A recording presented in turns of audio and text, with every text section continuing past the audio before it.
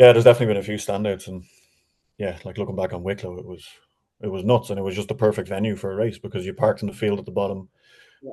There was a way marked trail for the spectators, and it was, if you want to see two stages, you can walk 4K and be these two places at these times. If you want to see five stages, you can walk 12K, and it was all just mapped out, so it was easy.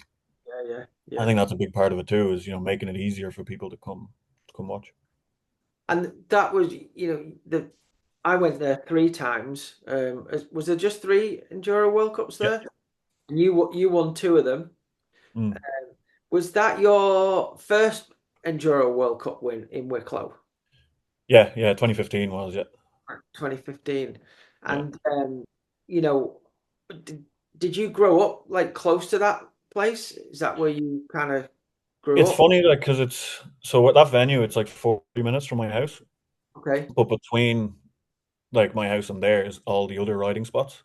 okay, So like we don't actually ride there that often, and like I've probably only been there a handful of times since the yeah, race was on. So like I'd raced there a lot over the years and stuff, yeah. but in terms of like riding there on the weekends, like not really, no.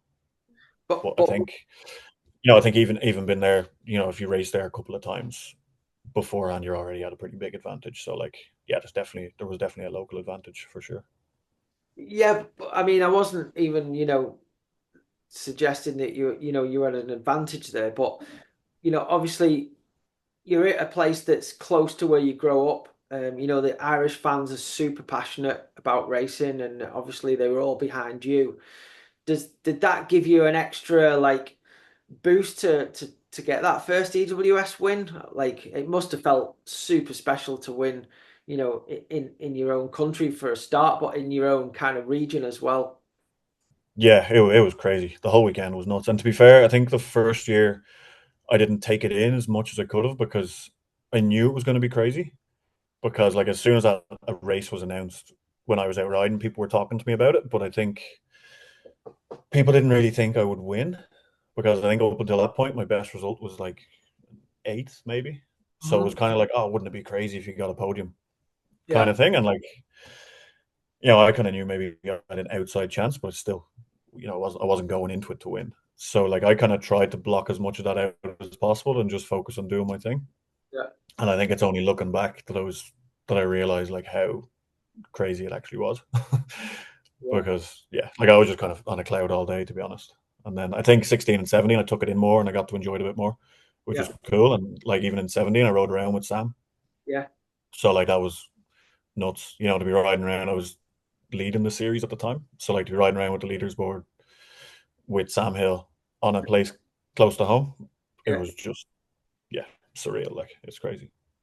Brilliant, brilliant. Well, yeah, I mean, I remember how stoked the fans were for you winning that, and I don't think there was anyone there that wasn't buzzing for you. It was a really cool experience for even us to see. But once you won that first EWS, did that put your mind in a different place where you thought, I can win this series or I can win these races? Or did you still think a little bit, oh, I won that race because it was in my home sort of turf sort of thing? How did that affect you? It was kind of a bit of both. Like the good thing I think with that one was that we raced the week after in Tweed Valley, and I got third there. So I kind of, after those 2 weeks, obviously confidence was really high. And then I went and spanned myself like a week later. So I missed one. Yeah, I missed the next race then. So that kind of brought me back down to earth a bit. But yeah, it definitely changed my mindset and gave me the confidence. And like, yeah, to be honest, like I kind of fell victim to it as well because then that off season, all winter I was thinking of winning races, winning the series, and I was just thinking about results and the kind of end product of racing. And I remember going to Chile the first race in 2016, and I was thinking so much about podiums and results and stuff that I didn't focus enough on the process and like what I was doing, and I kind of lost that dog in me, you could say. Like I wouldn't say I got complacent, but I just wasn't focusing on the right things. Right, okay. So that was actually a wake up call of like, right now you need a races. You kind of need to train with the confidence that you're going to win, but then race that you're coming last, and you need to, really push on. So yeah, it was definitely a learning curve, I think, to go from being, a top 20, top 10 guy to then having a win and then kind of managing that. And kind of keeping my focus in the right place.